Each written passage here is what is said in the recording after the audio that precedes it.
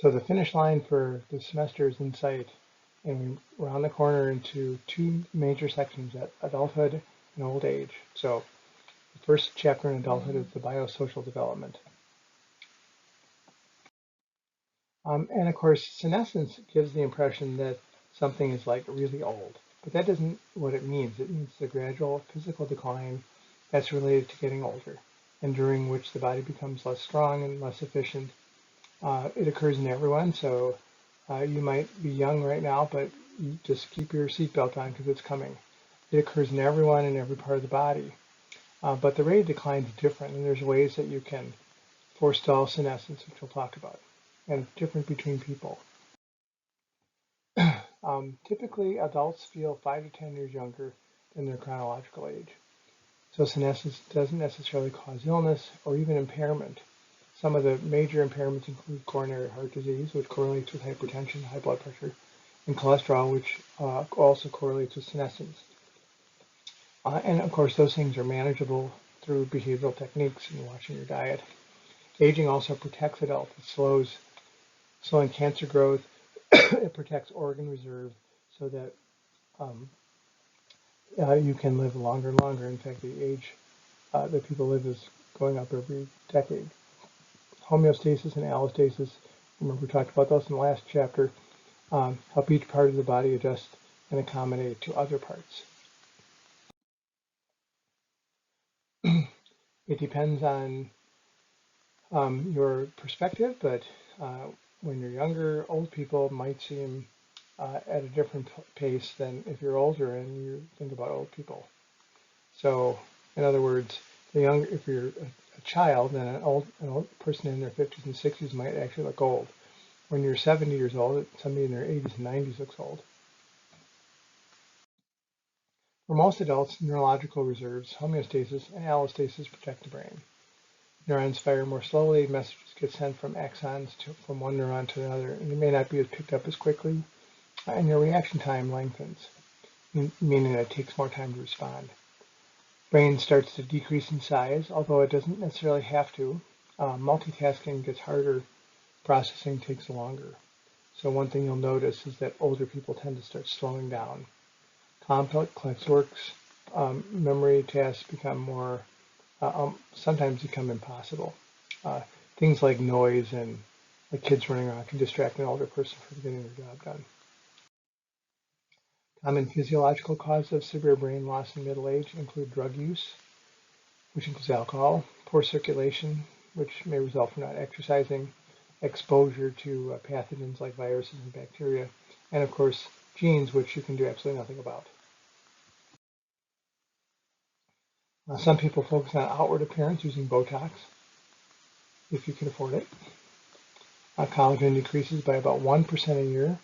So in spite of all of the things that you think might help you, you will get skin that tends to start sagging. And my son's a dermatologist, and one of the things that is the best way to make sure you don't get saggy skin is to not spend time in the sun. That's the worst thing you can possibly do. By the age of 30, skin is becoming thinner, less flexible, wrinkles become visible. By the age of 60, every face is wrinkled, some less than others. Muscles shrink, joints lose flexibility, agility is reduced. Genes and exercise cause variations in aging. So not everyone ages the same way. Hair turns gray and gets thinner or drops out. Middle-age spread appears. Men become more like apples, women become more like pears, and muscles lose their tensile strength. They're not as strong as they used to be. Height decreases by late middle age. So if you're 6 feet tall, you may be 5'10" by the time you're in your mid-60s. The sense organs change as well. Peripheral vision tends to drop off. It narrows faster than frontal vision, so seeing to the sides is more difficult. Color vision changes. It shifts from vivid to faded more quickly to black and white. People become nearsighted. That is, they start needing glasses for like reading. And farsightedness, the lens of the eye becomes less elastic. It's actually becomes quite brittle, and the cornea flattens out by middle age. Younger adults are usually nearsighted or farsighted more than adults are both. Um,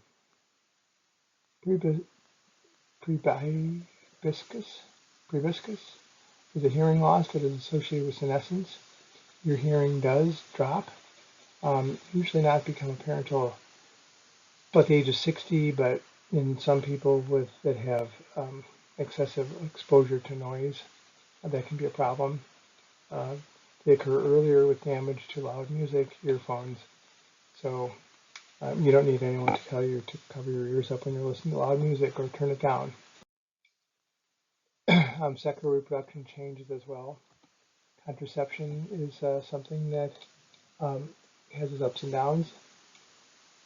Birth control pill use varies by geographic variability. Female and male sterilization also changes and is affected by ethnic variability. So women are more likely 2 to 1 to be sterilized than men. And of course, abortion is always an issue. And it varies globally, and with not only with ethnic and cultural values, but with legal issues. Sexual responsiveness changes as well. Sexual arousal occurs more slowly with age, and orgasm takes longer. Distress at slower responsiveness is more associated with anxiety, interpersonal relationships, and expectations than aging itself. Remember, people see themselves younger than they really are. Studies find that adults that of all ages enjoy very high levels of emotional satisfaction and physical pleasure from sex within their relationship. Women and men are most likely to be extremely satisfied with sex in a committed, monogamous relationship. Just give you some different ideas, people from Thailand versus people from North America. Fertility is an issue. It starts dropping off during this time period involved in being unable to conceive after trying for at least a year, although the definition varies from nation to nation. Is most common in nations where medical care is scarce and STIs are common. In the United States, 12% of all couples are infertile, probably because many postpone childbearing, and half of those trying to conceive in their 40s are infertile, and the other half risk various complications like diabetes. Some causes of infertility. In males, it's multiple factors, including advanced age, fever, being irradiated. That's why you get x-rays, they put a lead cape over you, prescription drugs, stress, environmental toxins, drug, alcohol abuse, cigarette smoking. All these can reduce sperm count, sperm shape, and whether they swim well or not. In females, fertility can be affected by anything that impairs physical functioning, like aging, disease, smoking, extreme dieting, and obesity. PID, or pelvic inflammatory disease, can block the fallopian tubes, preventing sperm from reaching the ovum. There are different types of fertility treatments, including art, assisted reproductive technology. So advances in medicine have solved about half of all fertility problems, overcoming obstacles like low sperm count and blocked fallopian tubes. In vitro fertilization is a procedure in which ova with egg cells are surgically removed from a woman and fertilized with the sperm in a laboratory. After fertilization, the zygotes have divided several times, are inserted back into the woman's uterus. Of course, menopause is another big issue in adulthood. Time in middle age, average about 51, some earlier, some later, when a woman's menstrual period ceases completely and the production of estrogen and progesterone and testosterone drops considerably. Dated to 1 year after the woman's last menstrual period, it affected primarily by genes 17 identified and has psychological consequences that vary more than physical ones.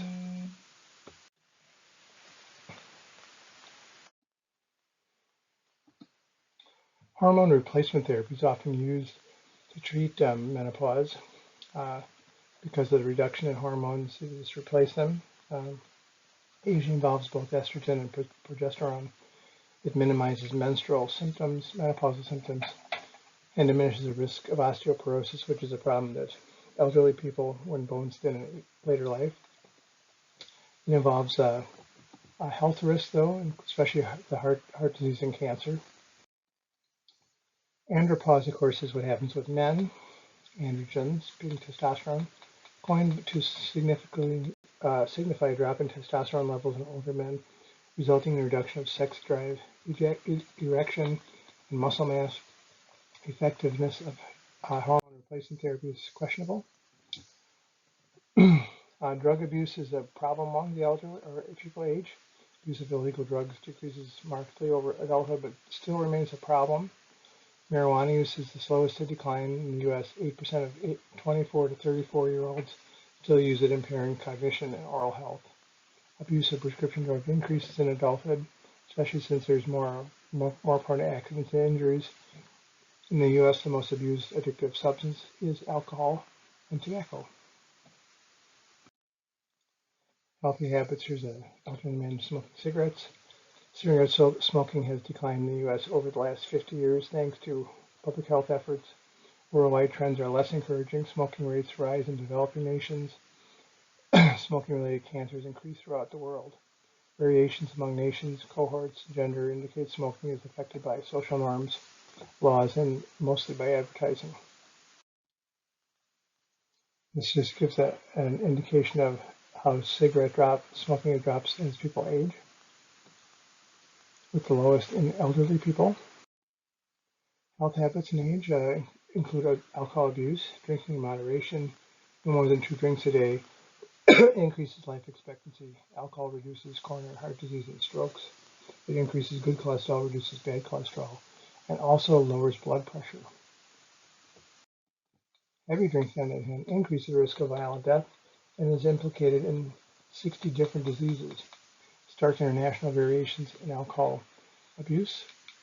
Binge drinking signals a problem. About 20% of U.S. adults had 5 or more drinks on a single occasion in the past year.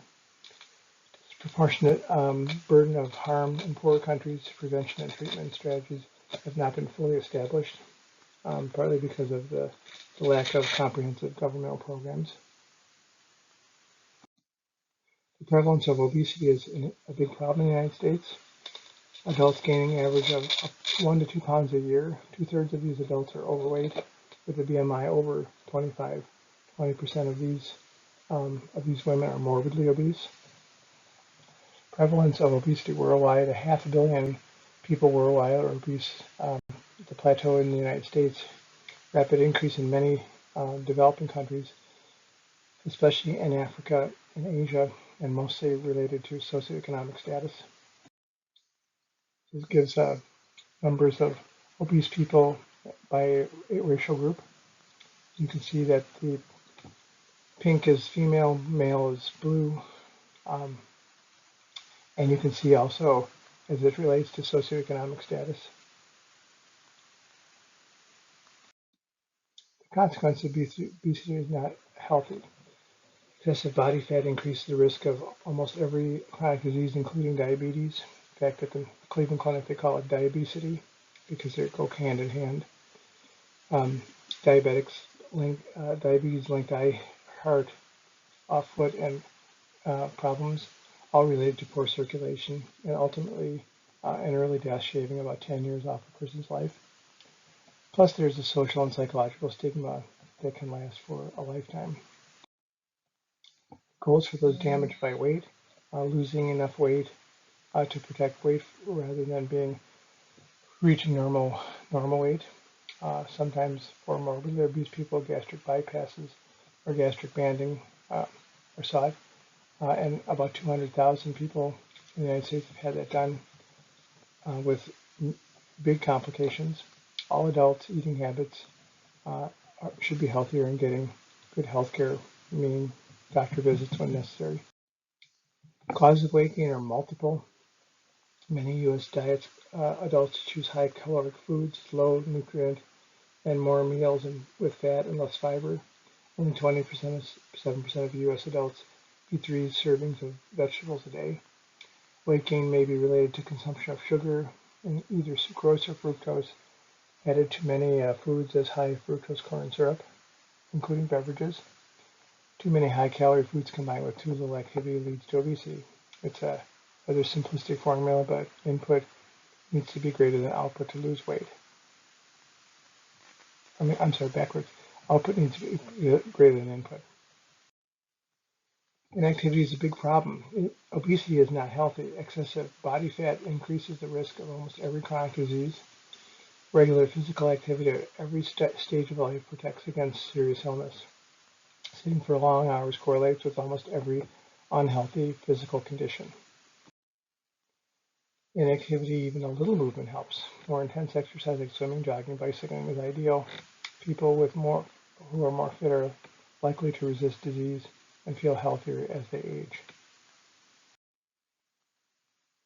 One of the issues, though, is that as people age, they become less active.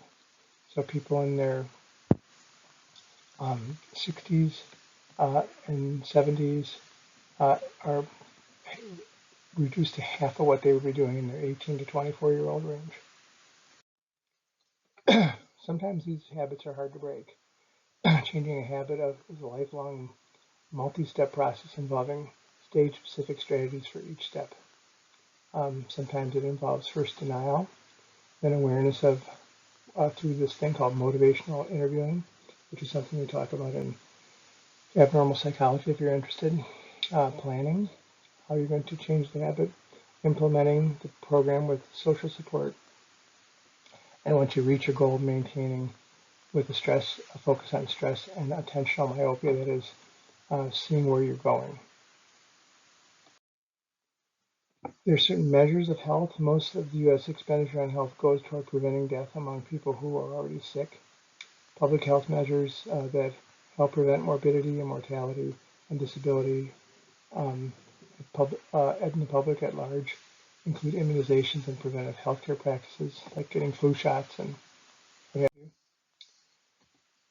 Mortality, of course, is the death rate. Usually refers to the number of deaths per year per thousand in a given population, compiled from death certificates.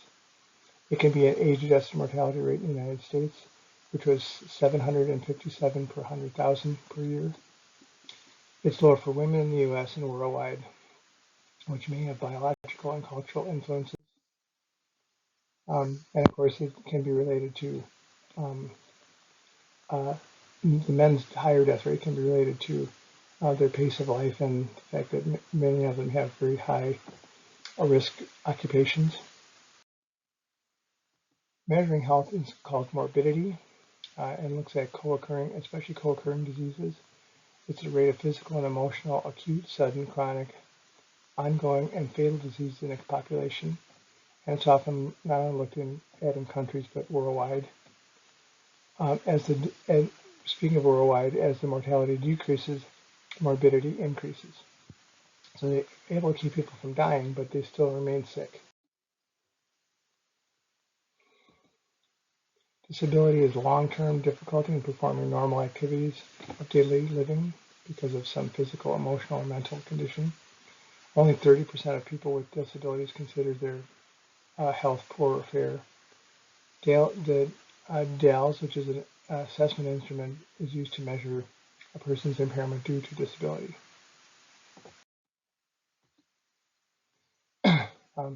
Vitality is a measure of health that refers to how healthy and energetic physically, emotionally, and socially an individual actually feels. The QALS is used to calculate vitality. A healthy, happy, energetic person who lives 70 years has a 70 QALS. What are some correlations with income and health? Well, money and education affect health in every nation. Well-educated, financially secure adults live longer. Why? Education teaches healthy habits. Education leads to higher income, which allows better housing and medical care. Education may be a marker for intelligence, which is a protective factor. And on that note, we wrap this chapter up.